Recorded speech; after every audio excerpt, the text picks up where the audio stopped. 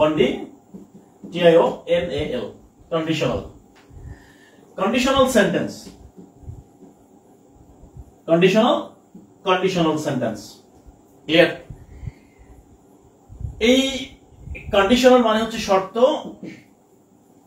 শর্ত যুক্ত আর সেন্টেন্স মানে হচ্ছে বাক্য ক্লিয়ার বাংলা ব্যাকরণে এটাকে বলা হচ্ছে সাপেক্ষ ভাব বাংলা ব্যাকরণে ক্রিয়ার চারটা ভাব আছে কয়টা ভাব চারটা ভাব থাকে সাপেক্ষ ভাব যখন দেখবেন দুইটা ক্রিয়া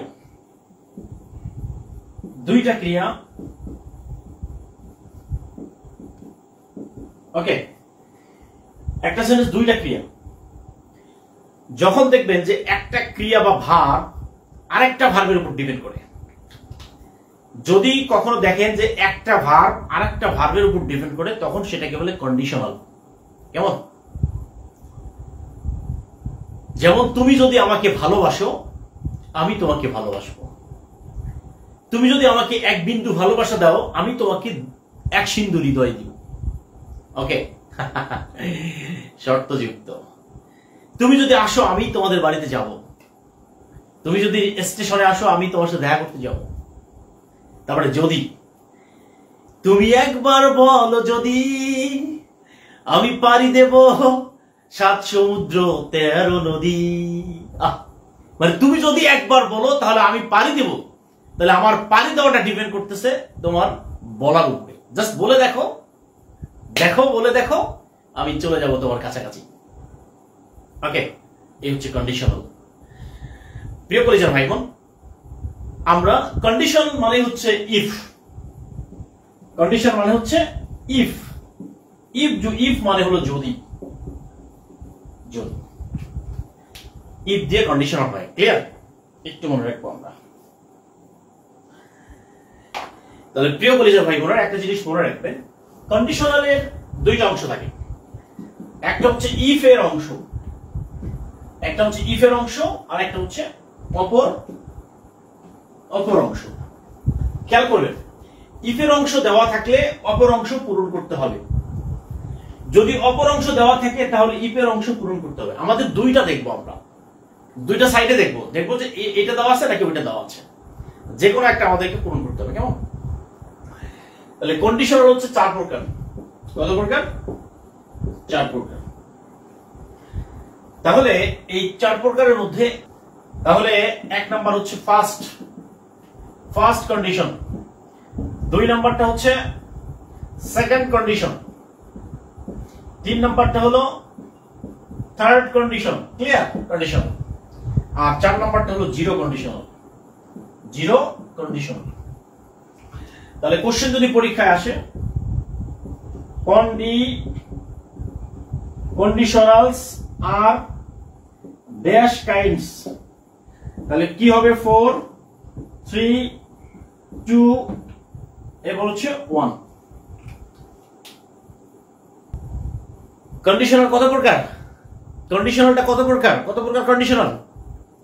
কন্ডিশনালটা হচ্ছে 4 প্রকার একটা হলো ফার্স্ট সেকেন্ড থার্ড আর জিরোটাকে আমরা উপরে নিতে পারি আমরা নিচেও দিতে পারি তাহলে first conditional second conditional third conditional আর একটা হচ্ছে জিরো কন্ডিশনাল ঠিক আছে এই হচ্ছে কন্ডিশন এবার আমরা চলি এই জিনিসটা আমরা একদম ক্লোজ করে দিব আর কি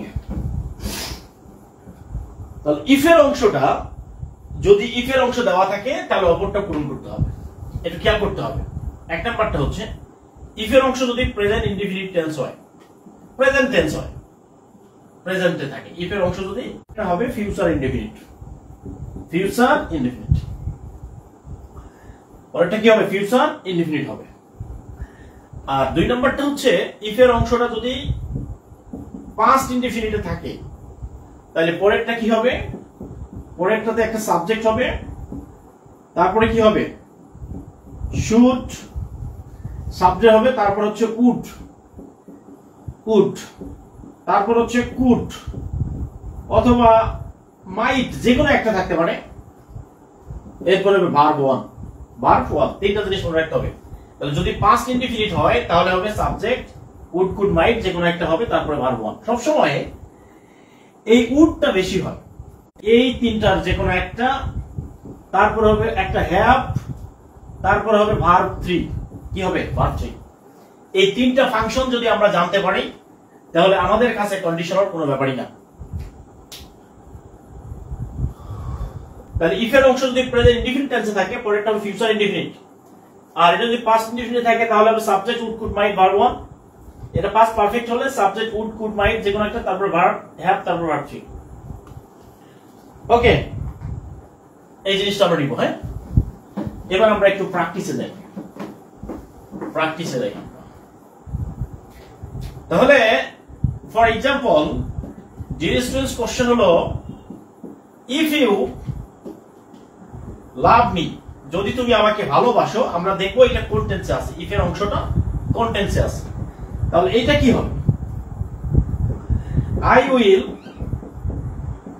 লাভ ইউ, নাকি I would love you, I would have loved love you, কি হবে? তাহলে আমরা কি দেখবো? ইফ এর অংশটা কোন টেন্সে আছে। দেখেন, এটা হলো সাবজেক্ট, এটা হলো ভার্ব, এটা হলো অবজেক্ট। তাহলে এটা প্রেজেন্ট ইনডিফিনিট টেন্সে আছে, তাই না? এটা হলো প্রেজেন্ট ইনডিফিনিট টেন্সে আছে। তাহলে প্রেজেন্ট ইনডিফিনিট থাকলে পরেরটা কি হবে? পরেরটা হবে future indefinite. Future indefinite.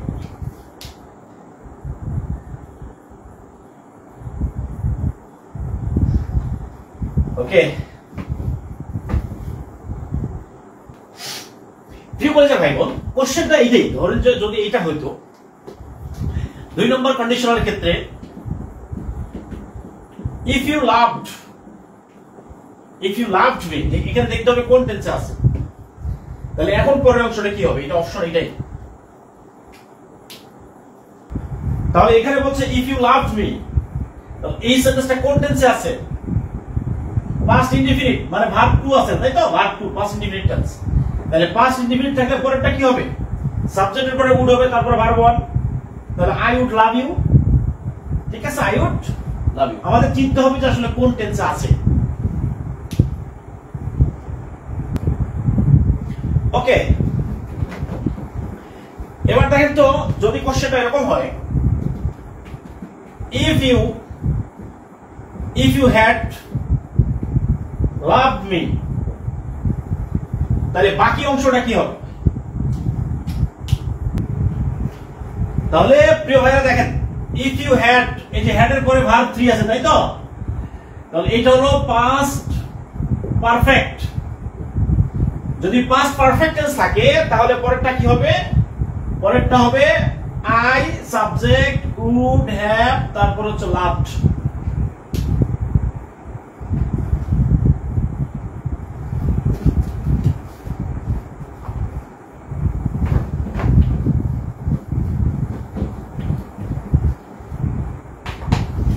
Question যদি এরকম হয়,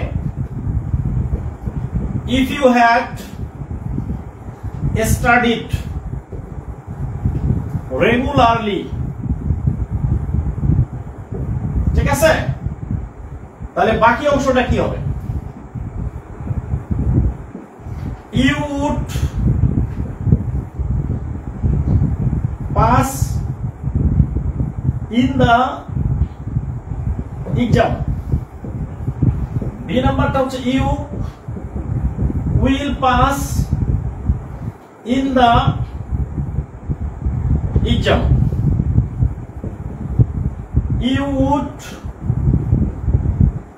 You would have passed in the exam.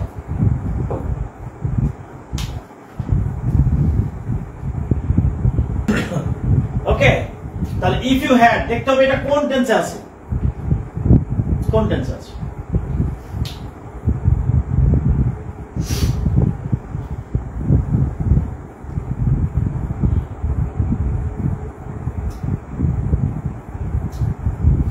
একটু নেটওয়ার্কের সমস্যা, তাই তো?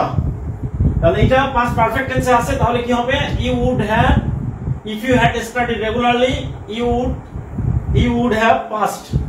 তাহলে সি নাম্বারটা হচ্ছে সঠিক উত্তর। এটা হলো সঠিক উত্তর। ক্লিয়ার? কোশ্চেন গুলো এমনই হবে, শুধুমাত্র সাবজেক্ট ভার্ব চেঞ্জ হবে, প্যাটার্ন সব ঠিক থাকবে। কেমন? প্যাটার্নটা সব ঠিক থাকবে। আচ্ছা প্রিয় কলিজার ভাই বোনেরা, একটা জিনিস মনে রাখবেন, হ্যাজ অথবা হ্যাভ, হ্যাজ অথবা হ্যাভ, এদের পরে যদি ভার্ব 3 থাকে, খেয়াল করেন, হ্যাভ হ্যাজ এর পরে যদি ভার্ব 3 থাকে তাহলে হবে প্রেজেন্ট পারফেক্ট।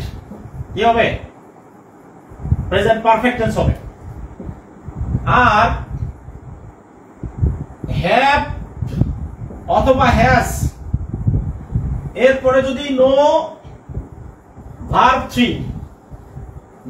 3, তাহলে এইটা হয়ে যাবে কি? Present indefinite tense. তাহলে আগেরটা যদি প্রেজেন্ট ইনডিফিনিট টেন্স হয় তাহলে পরেরটা ওই রুলস অনুযায়ী বাড়াইতে হবে। এটা খুবই ইম্পর্টেন্ট। এবার খেয়াল করেন, হ্যাড এর পরে যদি ভার্ব 3 থাকে তাহলে এইটা হবে পাস্ট পারফেক্ট। কি হবে? পাস্ট পারফেক্ট হবে। আর হ্যাড এর পরে যদি নো ভার্ব 3 তাহলে এইটা হবে পাস্ট ইনডিফিনিট।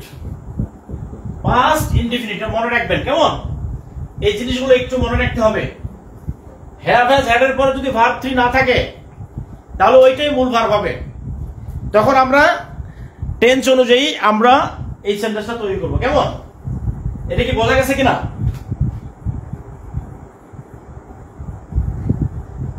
ক্লিয়ার? বোঝা গেছে? ক্লিয়ার? বুঝতে পারলে ডান লিখবেন, বুঝতে পারলে ডান লিখেন, ডান।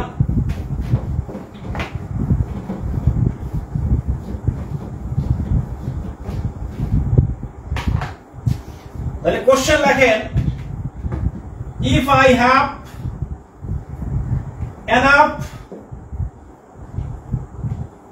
enough money, তাহলে আই ড্যাশ, তাহলে কি হবে? এখানে যদি আমার অনেক টাকা থাকতো নাই, তাহলে এটা কি? হ্যাভ হ্যাজ থাকলে কোন টেন্স?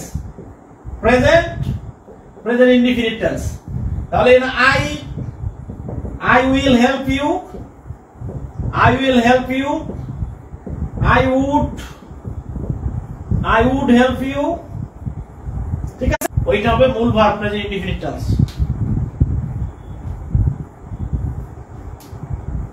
আরেকবার রাইট। এইটা কেন প্রেজেন্ট পারফেক্ট না? প্রেজেন্ট পারফেক্ট তখনই হতো যদি হ্যাভ এর পরে একটা ভার্ব 3 থাকতো। তাহলে হ্যাভ এর পরে ভার্ব 3 নাই, তাই তো এইটাই মূল ভার্ব, তাহলে এটাই ভার্ব 1 প্রেজেন্ট ইনডিফিনিট। তাহলে এটা কি হবে? আই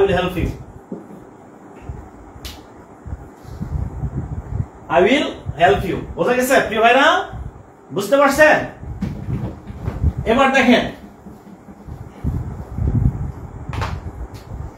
কোশ্চেনটা যদি এমন হতো, if I had a laptop, যদি আমার একটা ল্যাপটপ থাকতো, I dash, তাহলে এখানে কি হবে? I would use it, নাকি I would have used it, নাকি I will use it?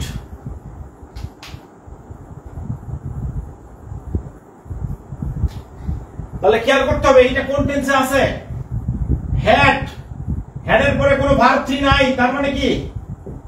এটা হলো পাস্ট ইনডিফিনিট টেন্স। তাহলে পাস্ট ইনডিফিনিট টেন্স হলে কি হবে? তাহলে if I had a laptop, past indefinite হলে কি হবে? I would use it। সঠিক উত্তর হচ্ছে এটা।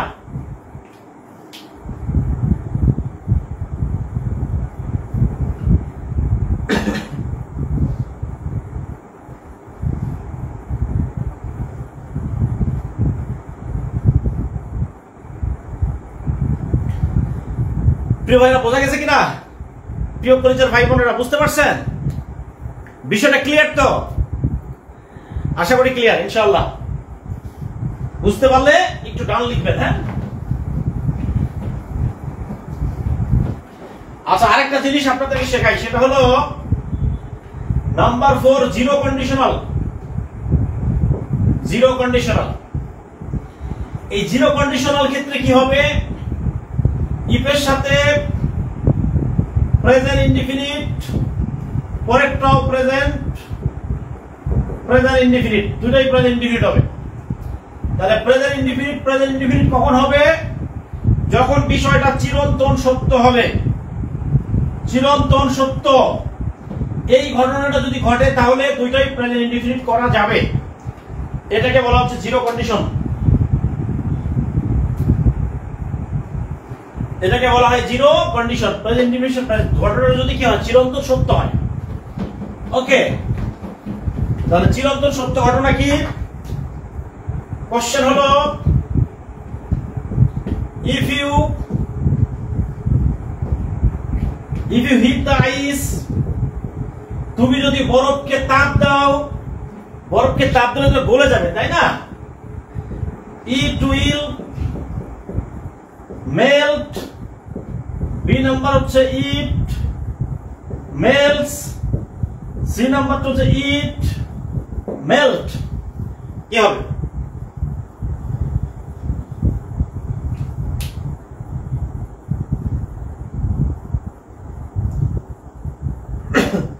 বরফকে তাপ দিলে এটা গলে যায়, এটা হলো একটা চিরন্তন সত্য ঘটনা। তাহলে এটা হবে ইট মেল্টস। বি নাম্বারটা কারেক্ট। তাহলে কেন মেল্টস হবে? কারণ থার্ড পারসন সিঙ্গুলার নাম্বারের কারণে ভার্বের সাথে এস বাই এস যোগ হবে।